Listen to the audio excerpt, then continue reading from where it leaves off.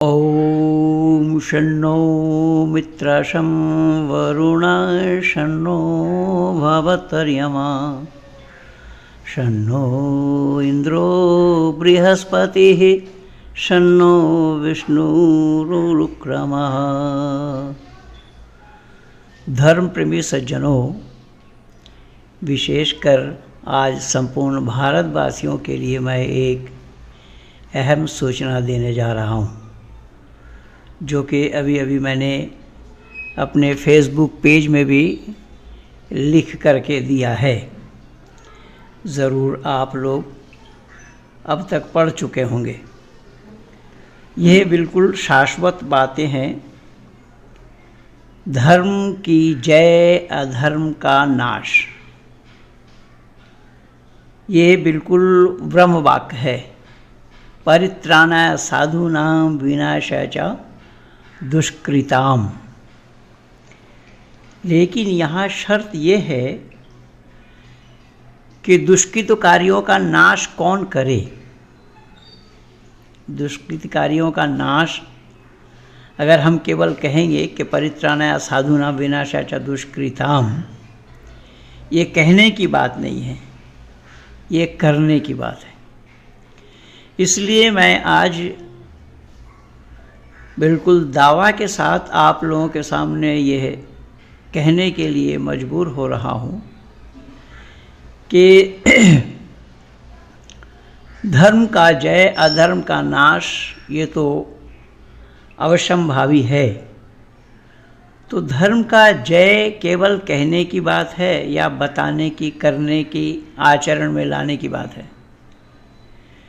पर परेशानी तो ये है, कुल मिलाकर के धर्म की जय और अधर्म का नाश ये ब्रह्म वाक्य है, इसमें कोई संदेह नहीं है।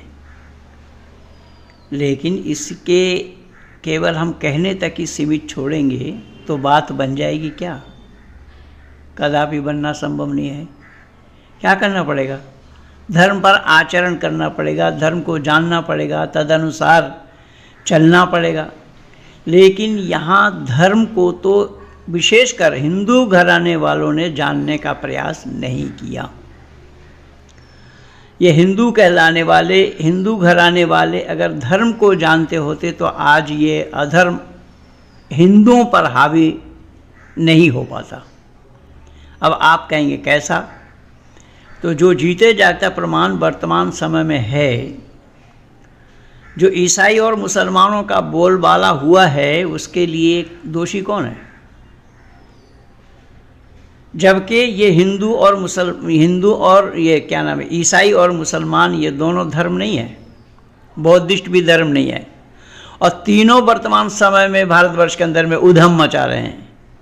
और उधम काहे का है? हिंदुओं को बांटने के लिए, हिंदुओं को वर्गलाने के लिए, हिंदुओं में फूट डालने के लिए ये तीनों लगे हुए हैं।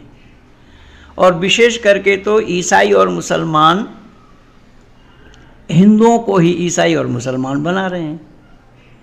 इस पर हिंदू भी सोचने के लिए, समझने के लिए तैयार नहीं। क्योंकि हिंदुओं के जो गुरु हैं, गुरुओं ने भी धर्म को जानने का प्रयास नहीं किया। आप कहेंगे कैसा?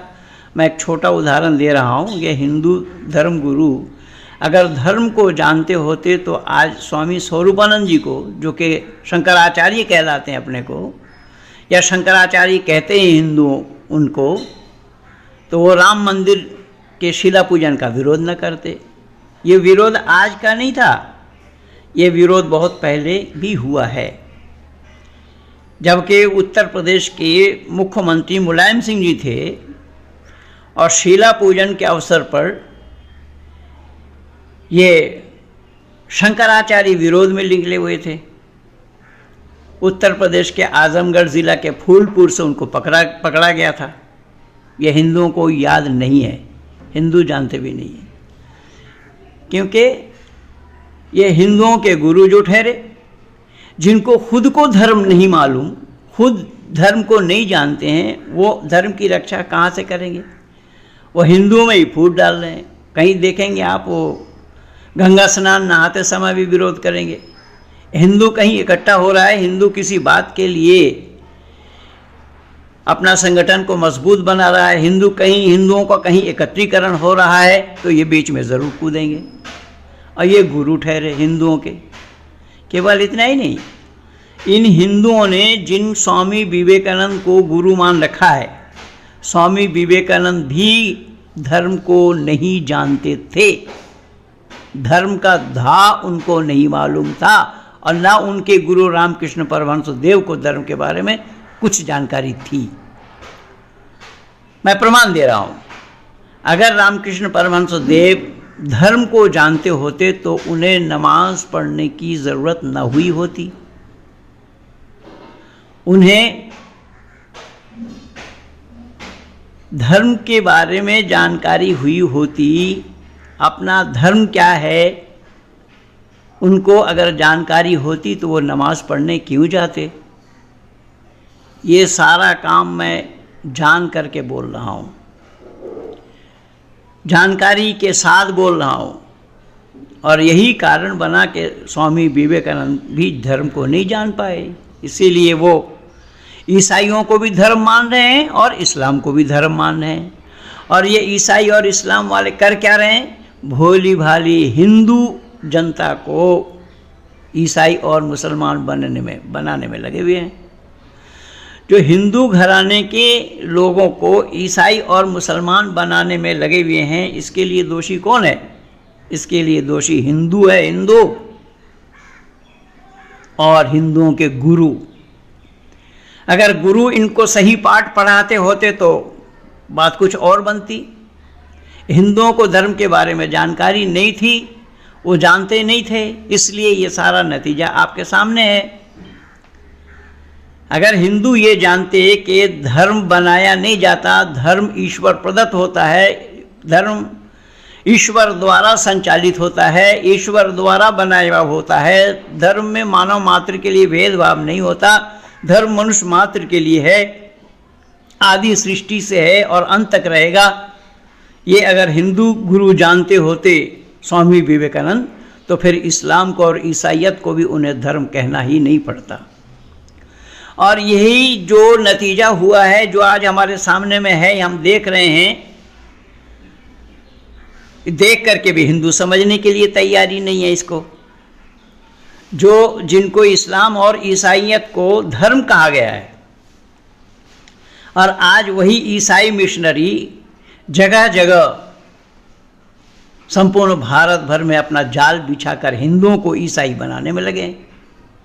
ये हिंदू धर्म गुरु अगर ईसाई को धर्म ना कहते होते, ना मानते होते, तो कम से कम हिंदुओं को तो ये जानकारी हो जाती कि ये धर्म नहीं है। पर गुरुओं को नहीं मालूम तो हिंदू कहाँ से जानेंगे। और यही नतीजा हुआ कि हिंदू केवल इतना ही नहीं, हिंदू घराने के बेटा और बेटी इस्लाम को स्वीकार कर रहे हैं, मुसलमान बनाया जा रहा है उनको, और रोज़ाना ये पढ़ने में आता है। कल मेरे पास मेरे एक मित्र ने भेजा कि फला जगह एक हिंदू लड़की मुसलमान से शादी की, मुसलमान बन करके शादी किया। और वो तो इस्लाम में ज़रूरी है, इस्लाम कबूल किए बिना वो शादी करेंगे नहीं। 3 महीना भी नहीं हुआ, उसको आग में जलना पड़ा, वो हॉस्पिटल में भर्ती है। कौन दोषी है इसके लिए? अब हिंदू संगठन उसमें कूद रहे हैं कि वो मुसलमान, उसने ये काम किया, उसको जलाया। जब ये लड़की छुट्टा घूम रही थी उस समय हिंदू संगठन कहाँ सो रहे थे? हिंदू घराने की लड़की मुसलमानों में जो गई है उसके लिए घर वाले दोषी नहीं है। इसका कारण क्या? इसका कारण यही है कि धर्म को ये जानते नहीं है। हिंदू धर्म को जानता होता तो ये सब काम ना होता। अब हिंदुओं को आज तक ये अकल ही नहीं है कि हिंदू घराने की लड़की जो मुसलमान में, ईसाइयों में जाएगी, उनके कोख से जितने भी संतानें आएंगे वो हिंदुओं के दुश्मन नहीं, राष्ट्र के दुश्मन बनेंगे। और संपूर्ण विश्व के आंगन में एक भयावह स्थिति आप देख ही रहे हैं। और ईसाइयत जो धर्म नहीं है, इस्लाम जो धर्म नहीं है, मैं इसको अब तक उजागर कर चुका हूं इन 37 वर्षों में। ये धर्म का धा तक नहीं है यहाँ पर। जो जिस किताब को फॉलो करते हैं वो उसी किताब को लेकर के आए, उसी किताब के ऊपर ही डिबेट करेंगे हम। कुरान के मानने वाले कुरान को लेकर के आए, इसलिए मैंने बोला कि कुरान को कलामुल्लाह सिद्ध करके दिखाए। ईसाइयों को बोला कि बाइबल को ईश्वरीय ग्रंथ सिद्ध करके दिखाएं, और ये त्रिपिटक वालों को भी बोल रखा कि ये धर्म है, इसको सिद्ध करके दिखाएं। ये धर्म इनमें से एक भी नहीं है। और बन कौन रहे? हिंदू। यही तो कारण बनाना कि अहमद बुखारी जामा मस्जिद के इमाम, उन्होंने बोला है मुसलमानों से, मुसलमान युवाओं से कि हिंदू लड़कियों को शादी करो मुसलमान बना करके, क्योंकि उनका लड़का भी एक हिंदू लड़की को मुसलमान बना करके शादी किया है। मैं पूछ रहा हूं इसके लिए दोषी कौन है?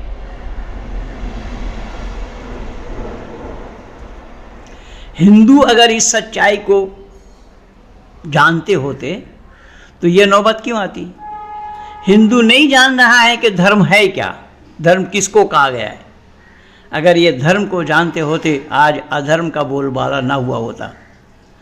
जबकि ये शुरू से ही कहते आए हैं परित्राणाय साधूनाम विनाशाय दुष्कृताम,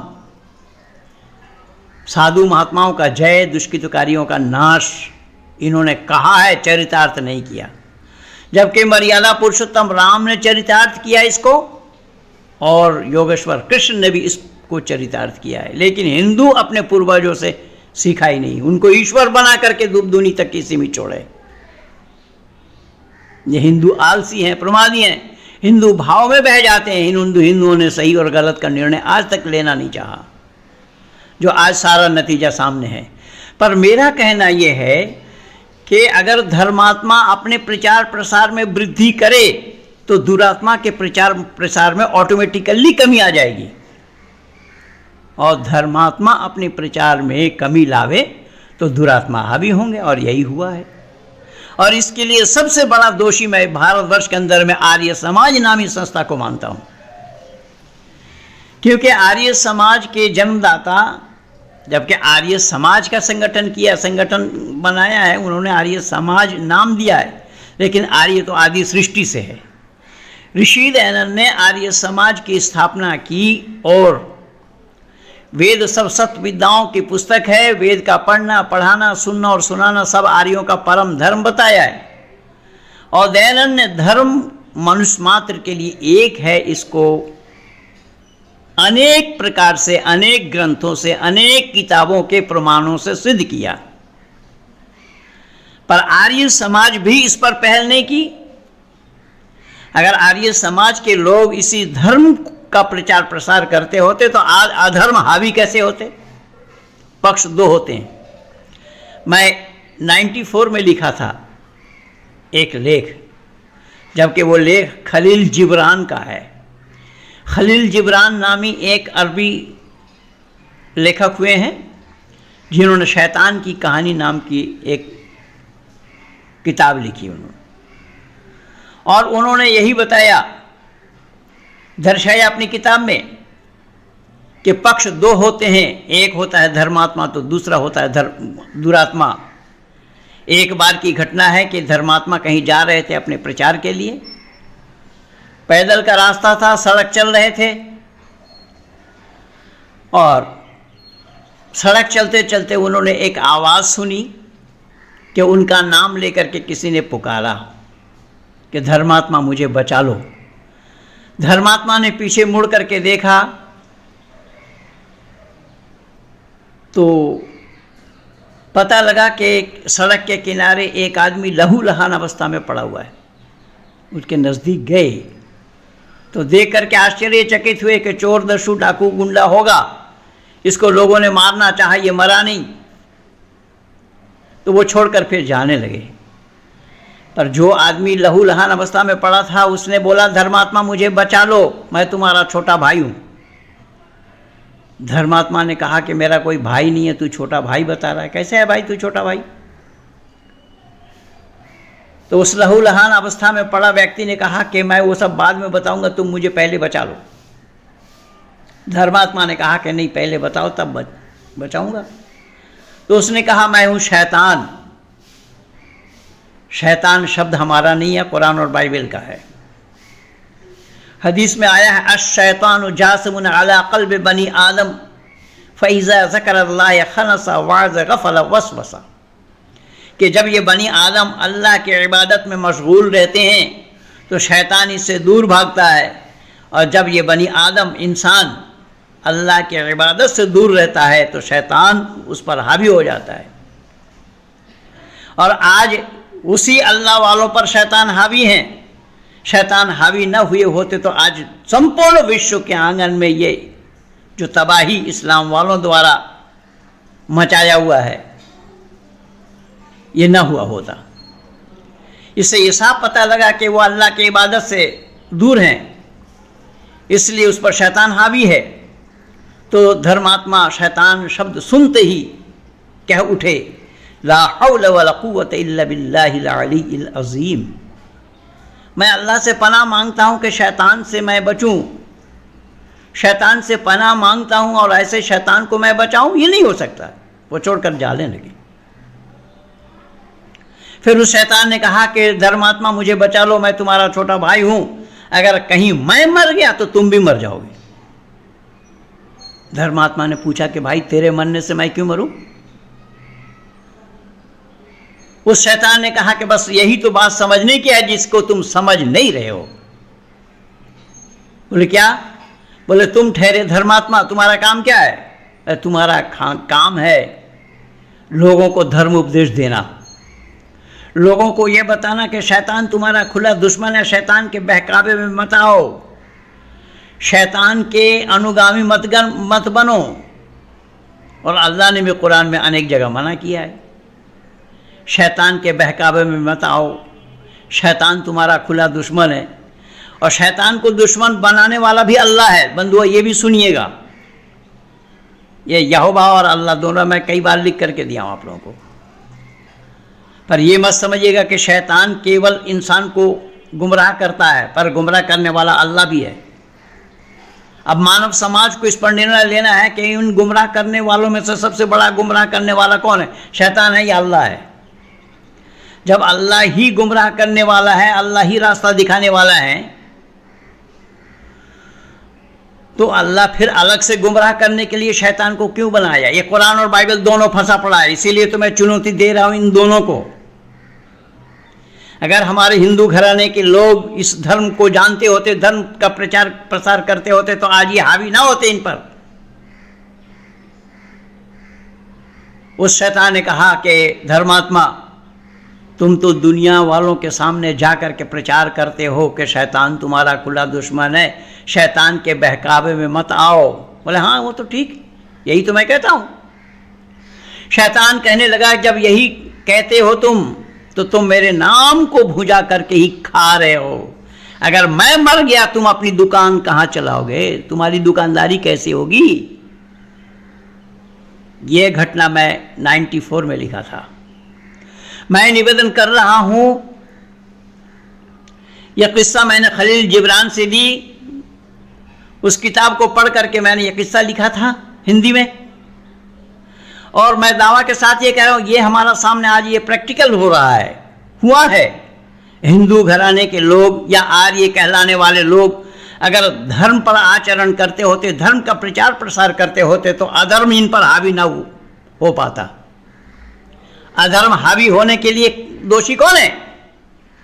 यही हिंदू कहलाने वाले, आर्य कहलाने वाले, जो धर्म के ठेकेदार हैं, जो धर्म को जानता हूं बताते हैं। और मैं दावा के साथ कह रहा हूं, जो हिंदू संगठन, धार्मिक संगठन है जिसको विश्व हिंदू परिषद कहा जाता है, VHP कहा जाता है, उनके बड़े बड़े अधिकारी भी धर्म का धा तक नहीं जानते। मैंने इसको प्रैक्टिकल करके देखा है। सुदर्शन न्यूज चैनल में जब जाकिर नाइक का पर्दाफाश प्रोग्राम चल रहा था, तो सुरेश चौहान जी ने मोहन जोशी, जो कि जनरल सेक्रेटरी थे विश्व हिंदू परिषद के, दूरदर्शन में उनसे पूछा, मोहन जोशी जी, कि डॉक्टर जाकिर नाइक को आप जानते हैं? उन्होंने साफ मना किया कि हम नहीं जानते। ये है हिंदू, ये है हिंदू प्रचारक, वो हिंदुओं के ठेकेदार हो। हिंदुओं सुनो जरा कान खोल करके, तुम्हें बचाने वाला कौन है? ये खुद नहीं जानते, तुम्हें बचा लेंगे ये? इसलिए तो बार बार मैं हिंदुओं को बुलाता हूं कि वेद ही एकमात्र रास्ता है। वेद के शरण में आने पर ही बचने का रास्ता मिलेगा। नान्ना पंथ विदते आयनाया, वेद मुकद्दस में परमात्मा का भी यही उपदेश है कि तुम्हें कोई बचा नहीं सकता, सही और सच्चा रास्ता केवल वेद है। अगर यह धर्मात्मा अपने प्रचार प्रसार में वृद्धि करते होते तो आज जगह जगह भारत भर में ईसाई मिशनरी का बोलबाला क्यों और कैसा होता, ये पालघर वाला कांड क्यों और कैसे आता, ये तो जीते जागता प्रमाण है। फिर भी हिंदू कुछ भी सीखने के लिए, समझने के लिए, आचरण में लाने के लिए तैयार नहीं है। क्यों? ये हिंदू जो ठहरे, हिंदू के माने होता है बिना पेंदी का लोटा, जिसको कुछ भी अता पता नहीं है, जो गंगा गए गंगादास, जमुना गए जमुनादास। यही गंगादास और जमुनादास होने के कारण ही आज ये सारा नतीजा है जो हमारे और आपके सामने है। इसलिए मैंने केवल 2 टुक में आप लोगों को यही बताना चाहा कि धर्म पर आचरण करो, हिंदू धर्म को जानो। अगर धर्मात्मा अपने प्रचार प्रसार में वृद्धि करे तो दुरात्मा का प्रचार प्रसार में ऑटोमेटिकली कमी आ जाएगी, और धर्मात्मा कहलाने वाले अपने प्रचार में कमी लावे तो दुरात्मा के प्रचार में वृद्धि होगी। यही हुआ है। और सबसे बड़ा जिम्मेदार मैंने इसको आर्य समाज को माना है कि आर्य समाज विशुद्ध वेद का प्रचार करता है। अगर विशुद्ध वेद का प्रचार करते होते ये और उस पर आचरण करते होते, जद जपोती तद कार्य करोती होते, जैसा बोलते वैसा काम करते होते, तो आज आर्य समाज के संस्था में यह कब्जा कुब्जा का प्रकरण नहीं चलता। ये अपने आप में दोषी हैं। और मेरे में कमी यही है कि मैं असत को सहन करता नहीं है, मैं सत्य का उजागर करने में लगा हूँ। ये 37 वर्ष हो गया मुझे, मैं केवल सत्य से ही नाता रखता हूँ। कई बार लोग मुझे कहते हैं कि आप कुरान के खिलाफ बोलते हैं, बाइबल के खिलाफ बोलते हैं। मैंने कहा मैं किसी के खिलाफ नहीं बोलता हूँ, मैं असत और अधर्म के खिलाफ बोलता हूँ। अगर है तुम्हारा सत्य तो आओ सामने। सामने आने की हिम्मत किसी की नहीं है, पर दूर से बैठे बैठे चिल्पो कर रहे हैं। आज हमारे शिष्टमंडलियों ने जो ईसाइयों के ऊपर मुहिम छेड़ रखा है, वो भी आप लोग देख रहे हैं, सुन रहे हैं। इन बच्चों को भी निरुत्तर करने की क्षमता इन बाइबल वालों के पास नहीं है। और वो जो राजेश नाम का बंबई का रहने वाला है, उसने मेरे से फोन से संपर्क किया, उसने डिबेट करने के लिए समय लिया। उसने हमें बोला था कि हम 2 मिनट में घुटना टिकवा देंगे, और ये घुटना टिकवाने वाले आज खुद घुटना टेक करके ये हमारे साइट में आकर के अपना वेबसाइट का लिंक डाल रहे हैं। ये इतने बड़े साहसी, इतने बड़े बहादुर हैं। अरे झूठ का पुलिंदा लिए फिर रहे हो, झूठ कहीं सत्य के सामने टिका है क्या? झूठ कभी सत्य के सामने नहीं टिका। इसीलिए तो कल मैं बोला कि कुरान और बाइबल दोनों ईसा मसीह को मानते हैं, और अहमद दीदाद जो कि ईसाइयों से डिबेट किया था, जो डॉक्टर जाकिर नाइक के उस्ताद बताए जाते हैं, हालांकि वो रहने वाले थे जूनागढ़ के, हमारे भारत के ही, साउथ अफ्रीका में जा बसे थे। जो ईसाइयों के साथ उन्होंने डिबेट किया था और वो फन्ने खा बने। मैं चुनौती दे रहा हूँ उस अहमद दीदाद के ऊपर भी मेरा 2 वीडियो लगा हुआ। फिर आज बोल रहा हूँ जाकिर नाइक को और अहमद दीदाद को, दोनों को ही बोल रहा हूँ कि ईसा मसीह को तुम पैगंबर मानते हो और ईसा मसीह को बाइबल वाले ईश्वर का इकलौता बेटा मानते हैं। उसी ईसा मसीह की घटना जो कुरान और बाइबल में लिखा हुआ है, उसी पर ही हम डिबेट करेंगे। उसे एक को लेकर के आओ। अगर धराशायी मैं ना कर दिया तो फिर मेरा नाम मत लेना। इसलिए मैं निवेदन कर रहा हूं कि कपोल कल्पित बातों को ईसा मसीह के साथ जोड़ करके कुरान वालों ने भी रखा है, बाइबल वालों ने भी रखा है, जो मानवता की हत्या हुई है, मानवता पर कुठाराघात हुआ है। क्योंकि जन्मजात शिशु न बोल सका और न बोलना संभव है। जन्मजात शिशु कभी बोलने के लिए उसके अंदर में क्षमता नहीं है, वो सृष्टि नियम विरुद्ध है। और ईसा मसीह के अंदर में मिट्टी का चिड़िया बना करके फूंक मार करके उड़ाते थे।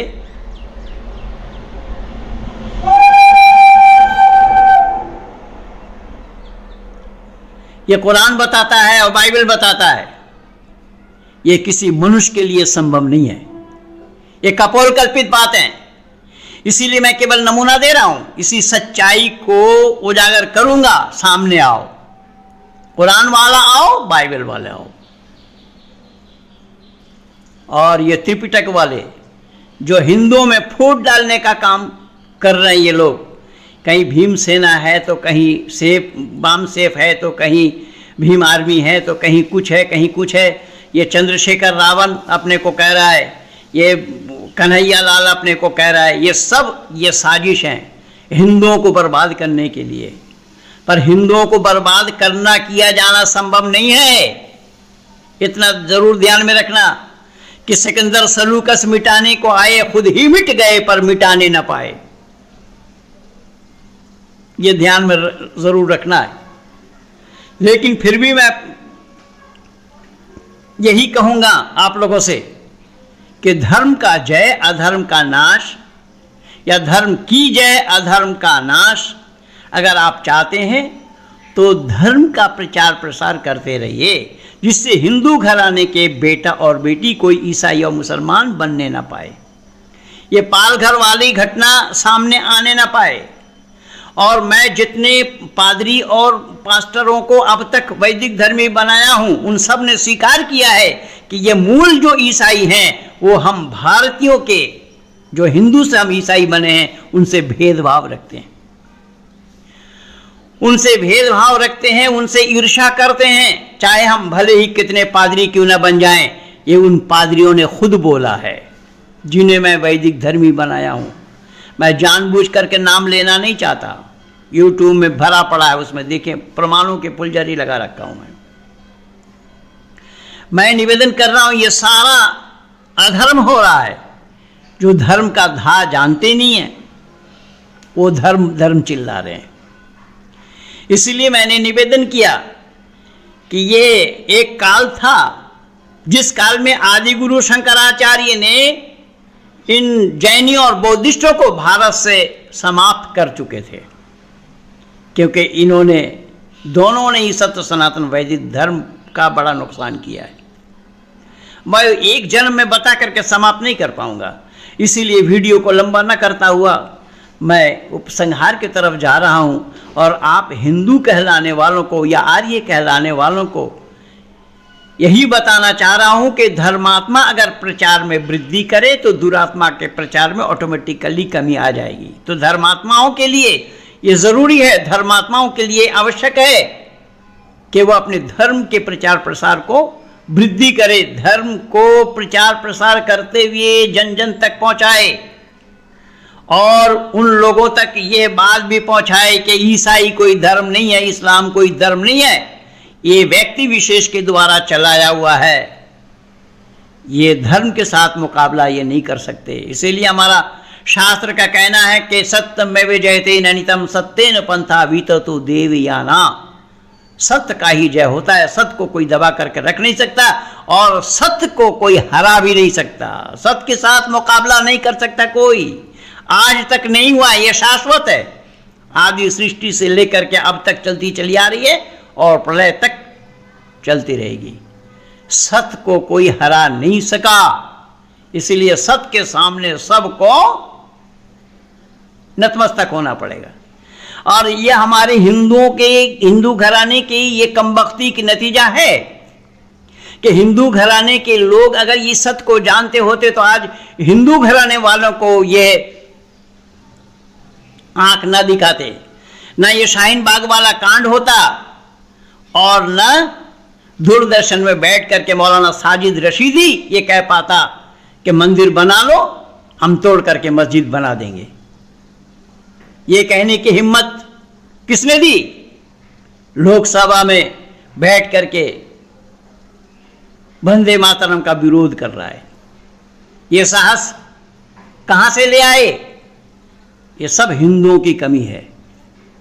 और ये हिंदू उन्हीं के ही मजार में कभी कोई चादर चढ़ा रहा है, कभी कोई फूल चढ़ा रहा है, कभी कुछ कर रहा है, कभी कुछ कर रहा है। ये हिंदू हिंदू हिंदू जो हिंदू के माने चोर, लुच्चा, लफंगा, शराबी, कबाबी, दगाबाज, बदमाश, काला काफिर है।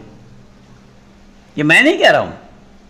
उर्दू शब्दकोश देखें, फारसी शब्दकोश देखें, अरबी शब्दकोश देखें, उन शब्दकोश में हिंदू के इतना ही अर्थ दिया हुआ है। खैर उधर मैं नहीं जा रहा हूं, मैं ये बोल रहा हूं, ये प्रैक्टिकल मैं दिखा रहा हूं आप लोगों को कि मुख्यमंत्री रहते हुए तो टोपी नहीं पहनते, प्रधानमंत्री बनते ही चादर चढ़ाना याद आ जाता है। कि उनके दादाजी थे या नाना जी थे, उनको चादर चढ़ाना है। यह तो नतीजा हिंदुओं का है। इसलिए मैंने बिना पेंदी का लोटा बोला। और हिंदुओं की हिम्मत अफजाई, हिंदुओं ने उनकी हिम्मत अफजाई करी जो आज ये बड़े बड़े बोली बोल रहे हैं, दूरदर्शन में बैठ करके हिंदुओं को धमकी दे रहे हैं, और दूरदर्शन वाले भी हिंदुओं को धमकी सुनवा रहे हैं उन मुसलमानों के द्वारा। मुसलमानों की हिम्मत अफजाई हिंदुओं के द्वारा हुई है। मुसलमानों की हिम्मत अफजाई हिंदुओं ने की है और कराई है। उन्हें साहस हिंदुओं के द्वारा ही मिला हुआ है। तभी तो वो दूरदर्शन में बैठ करके कह रहे हैं ना, मंदिर बना लो, मंदिर तोड़कर मस्जिद बनाएंगे। अरे हिंदुओं, ज़रा सोचो तो सही कि आज ये नौबत क्यों आई? ये सिर्फ और सिर्फ तुम्हारे अदूरदर्शिता के कारण। वरना उस काल में अगर अकबर बादशाह को अपने दिल में मिला लिया गया होता तो ना पाकिस्तान का जन्म होता, ना पाकिस्तानी आतंकवादी बनते। लेकिन ये हिंदू मूर्ख बीरबल ने ये होने नहीं दिया। खैर, मैं इतिहास की तरफ नहीं जाऊंगा, लंबा हो जाएगा। तो मैं केवल 2 टुक में यही आज सुबह अपने फेसबुक पेज में लिखा, पोस्ट किया, और उसको मैं आप लोगों के सामने वीडियो के तौर पर उजागर करना बड़ा उचित समझा कि ये हमारी अदूरदर्शिता के कारण, हमारी कमबख्ती के कारण, हमारे कंजूसी के कारण, हमारे सभी कमी के कारण आज इस्लाम और ईसाई हावी हो रहे हैं। क्योंकि धर्मात्मा अपने प्रचार में कमी किया और दुरात्मा हावी हुए। यही खलील जिब्रान ने यही कहा था कि मेरे नाम को भुजा करके खा रहे हो, तुम दुनिया को बताते हो कि दुरात्मा के बहकावे मत आओ, शैतान के बहकावे में मत आओ। मैं ही अगर मर गया तो तुम दुनिया को उपदेश क्या दोगे? इसलिए जिम्मेदारी बन जाती है धर्मात्मा पर। लेकिन ये धर्मात्मा तो कहने के लिए है। धर्मात्मा धर्म को जानते नहीं है। दुनिया भर का ताम झाम गले में लटका करके वो अपने को धर्मात्मा कह रहे हैं, चाहे वो नरसिम्हानंद हो या कोई और आनंद हो। अब जबकि हमारा शास्त्र में यही कहा है, न निगम धर्म कारणम, धर्म के लिए बाहरी चिन्ह की कोई आवश्यकता नहीं है। धर्म के लिए बाहरी चिन्ह की कोई आवश्यकता नहीं है। गले में ताम झाम दुनिया भर का लटका हुए हिंदू धर्म गुरु बता रहे हैं अपने को, और ये मूर्ख हिंदू उन्हीं के ही पीछे पीछे घूम रहे हैं जो बलि चढ़ाने की बात कर रहे हैं, कभी कुछ कर रहे हैं, कभी कुछ बता रहे हैं, जो धर्म का धा जानते नहीं है। इसलिए फिर मैं निवेदन कर रहा हूं, समय है, अभी भी समय है। अगर सच्चाई के रास्ते पे आ जाते हो, वेद के रास्ते पे आ जाते हो, वेद को आचरण में लाते हो, वेद अनुसार अपना जीवन जीते हो, वेद अनुकूल अपना जीवन अतिवाहित करते हो, अपने बच्चों को भी उसी वेद पढ़ने और पढ़ाने का प्रयास करते हो, या वेद की तालीम देते, तो तुम्हारे घर में बच जाते। हो सकता है आप लोग ये कह सकते हैं कि पंडित जी आप क्या वेद पढ़ाने की बात करोगे, आपके वेद पढ़ाने वाले गुरुकुल में ही तो लड़की आत्महत्या कर रही है। बिल्कुल ठीक कहा आप लोगों ने, क्योंकि ये सब लोग दिखावा है, दिखावा, मुखौटा। जो ये नोएडा वाला गुरुकुल में लड़की कांड हुआ है, इसका एक गुरुकुल और है उसी 33 नोएडा सेक्टर 33 में। वो गुरुकुल जब डॉक्टर मुमुक्षु के पास रहा तो मैंने भी अपने 2 बेटों को वहां दिया था पढ़ने के लिए। जब डॉक्टर मुमुक्षु के हाथ से वो गुरुकुल छीन लिया गया, जयेंद्र ने छीना, तो मेरा लड़का देवेंद्र जिसका नाम है, मेरे साथ नज़दीकी होने के कारण उस लड़के को गुरुकुल का सारा काम सौंप दिया था। लेकिन उस लड़के के साथ भी दुर्व्यवहार किया, मेरे उस लड़के के साथ भी दुर्व्यवहार किया। वो लड़का पॉइजन खाने के लिए मजबूर हुआ और उसको हॉस्पिटल में, नर्सिंग होम में भर्ती करके मुझे फ़ोन कर रहे हैं, पंडित जी इस तरीके की बात है, इनको आकर के ले जाइए। लेकिन मैंने उसको बचा लिया। मैंने उस पर दोष नहीं लगाया, मैंने किसी पर भी दोष नहीं लगाया। मैंने वहाँ लिख करके दिया कि मैं अपने बच्चों को घर वापस ले जा रहा हूँ। दोनों बेटे को मैंने घर वापस ले आए। तो ये है इनका, इसीलिए परमपिता परमात्मा के दिए गए उपदेशों को इन लोगों ने जानने का प्रयास नहीं किया। आज यही खतरा बन गया है आर्य समाज में। आर्य समाज भी चू चू का मुरब्बा है, तभी तो ये गुरुकुल वाला कांड हुआ है। नहीं तो लड़कियों का गुरुकुल खोलने का क्या मामला है भाई? भारत भर में जितने भी ये पुरुष वर्ग के लोग लड़कियों का गुरुकुल चलाते हैं ना, सब चरित्रहीन है। सबको मैं बहुत नजदीक से देखा, और ये गुरुकुल भी चलाने वाले भी सब वैसे ही हैं। मैं नाम लेना नहीं चाहता, बाउंडर हो जाएगा, और सब मेरे सामने हैं। और मैंने दूसरी शादी की तो इन लोगों को मिर्च लग गया पर उसका कारण क्या बना ये जानने का प्रयास नहीं किया, और मैंने छुपाया भी नहीं। मैंने अपने को नहीं छुपाया, मेरी खुली किताब है, सबके सामने, मैं दुनिया वालों के सामने उजागर कर रखा हूं। खैर, तो मैं आप हिंदुओं को विशेष करके ये निवेदन करूंगा, या आर्य कहलाने वालों को विशेष करके निवेदन करूंगा कि सत्य का धारण, असत का वर्जन ये मानवता है। इसलिए सत्य को धारण कीजिए, असत को परित्याग कीजिए, तभी मानव जीवन सफल बनाना संभव होगा। इस राष्ट्र को बचाना संभव होगा। राष्ट्र को बचाने के लिए वेद के नजदीक आना पड़ेगा। जो वेद को नहीं जानते हैं वो राष्ट्र को भी नहीं जान पाएंगे, क्योंकि जहां परमात्मा है वहीं धर्म है, जहां धर्म है वहीं वेद है, जहां वेद है वहीं राष्ट्र है। ये चार एक दूसरे के पूरक हैं। इसलिए मैं आप लोगों का समय अधिक न लेता हुआ वाणी को यहीं पर विराम दे रहा हूं कि आप सब लोग इस वीडियो को सुने, अच्छी लगे